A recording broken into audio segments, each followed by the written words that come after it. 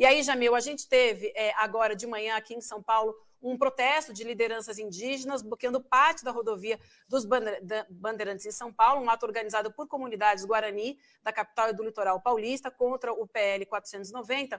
E um outro tema que eu queria trazer para vocês discutirem também é uma postagem da deputada federal pelo PSOL de Minas Gerais, a Célia Chaquiriabá, que ela diz o seguinte: urgente, evento de CEPOVOS, né, que é a Comissão da Amazônia e dos Povos Originários e Tradicionais, junto com a Comissão de Direitos Humanos, Minorias e Igualdade Racial, foi cancelado, alegando motivos de segurança. A Câmara solicita a alteração da data do evento.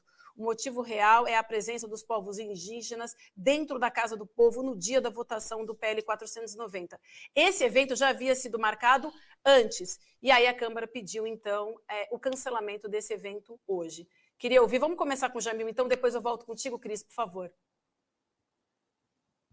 Olha, Vivian, esse é um tema que tem despertado muita atenção internacional. Ontem, para vocês terem uma ideia, a ONU emitiu um comunicado justamente sobre essa situação dos povos indígenas brasileiros e esse avanço, basicamente, na Câmara de medidas, ou pelo menos de uma ofensiva, justamente que pode desmontar, como a Cris colocou, parte da própria base, eu não diria nem só a base moral, mas a base de legitimidade desse governo, que era justamente pautada por temas ambientais, pela questão indígena, por todas as outras bandeiras, basicamente, progressistas. Muito bem. O que a ONU diz? Essa tentativa da Câmara, ou pelo menos de um grupo dentro da Câmara, ele vai contra tudo o que a entidade vem dizendo nos últimos anos em relação à proteção dos povos indígenas. E faz um apelo.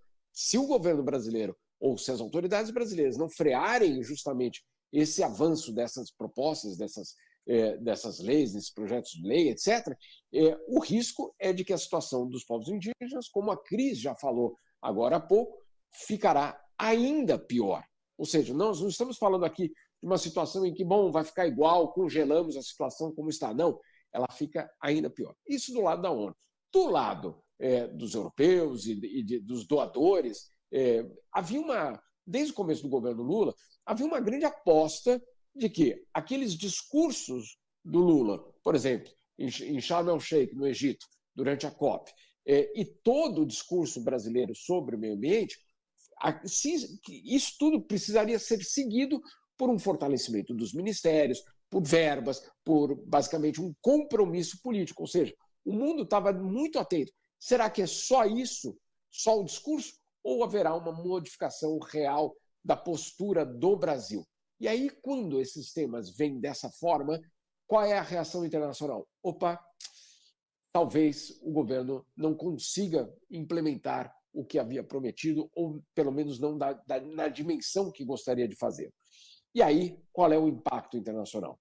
Eventualmente, corte de grana, ou seja, de dinheiro que tinha sido prometido, e uma hesitação muito grande em bancar a agenda ambiental, de direitos humanos e da questão indígena no Brasil. Então, a repercussão disso tudo que está acontecendo, que a Cris explicou de uma forma tão clara, essa é uma repercussão internacional para o Brasil. Eu diria o seguinte: a Amazônia, a questão indígena, a questão de direitos humanos, esses são os pontos fundamentais de uma inserção do Brasil no mundo.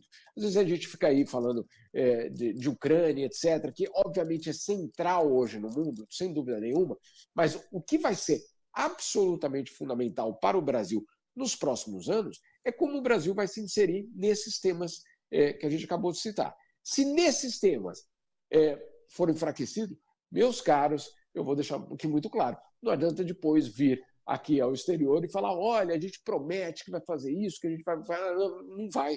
Né? É a própria imagem internacional do país que é afetada de uma forma muito concreta. Eu acho que a gente pode, então, agora retomar o tema que a gente ia tratar também, um dos temas, né, com o senador Randolfo Rodrigues, que é o IBAMA e a Petrobras, que a Cris começou a falar. Acho que a gente pode retomar, Cris. Você traz a sua fala, então depois a gente também quer te ouvir, Jamil, por favor. Ô, Vivian, só muito rapidamente, ainda em cima disso que o Jamil estava falando e que a gente está conversando aqui, você vê o caso dessa tentativa de desossar os dois ministérios, mas pega o caso do Ministério dos Povos Indígenas, que uma das grandes novidades, né, na estrutura, né, que o governo Lula quis criar, ou quer criar, né, mas que está sendo atacada.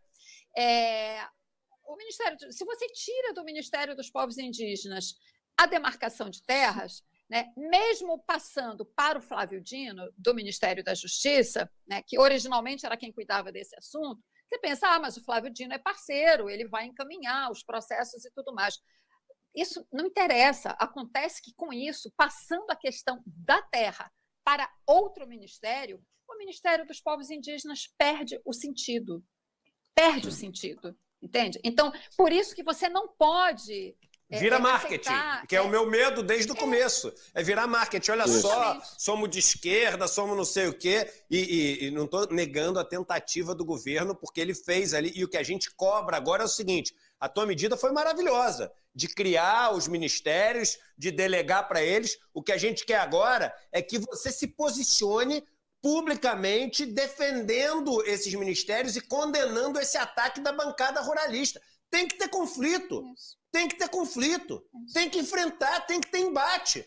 Não é tudo na política conciliatória, não tem como ser tudo na política conciliatória, dado que a gente está falando de guerra, que é uma guerra que acontece há mais de 500 anos no país. Então, se esvaziar, se tirar essas competências, aí vai ser o seguinte, é marketing. É marketing, entendeu? Tem ali no Ministério o COCA, tem diversidade, tem não sei o quê, mas na prática mesmo. Como é que é na prática? Edu, não pode fazer nada. A gente pode fazer comemoração, festa, mas na prática que é mudar a situação dos povos, não pode. Por isso que tem que ter a luta. Desculpa, quase morri engasgado. Edu, só para completar nesse ponto, e eu acho que também é na questão do IBAMA, etc., é o que o mundo quer saber. Isso aí que vocês estão fazendo é marketing ou é para valer? Essa é a pergunta que o mundo está fazendo em relação ao Brasil. E no caso brasileiro, eu já falei isso lá no ano passado, mas eu acho que agora fica ainda mais claro. A prova do 7, no caso do Brasil, não é a criação de um ministério, não é um discurso, não é ir na bancada da ONU e falar o Brasil voltou, é voltar. Na verdade, nem voltar, porque nós não queremos o Brasil que era, né? Nós queremos outro. Então, já é um slogan que eu, pessoalmente, tenho algum problema, porque nós queremos muito mais do que a volta. Eu entendo que isso quer dizer a volta ao cenário internacional, ok.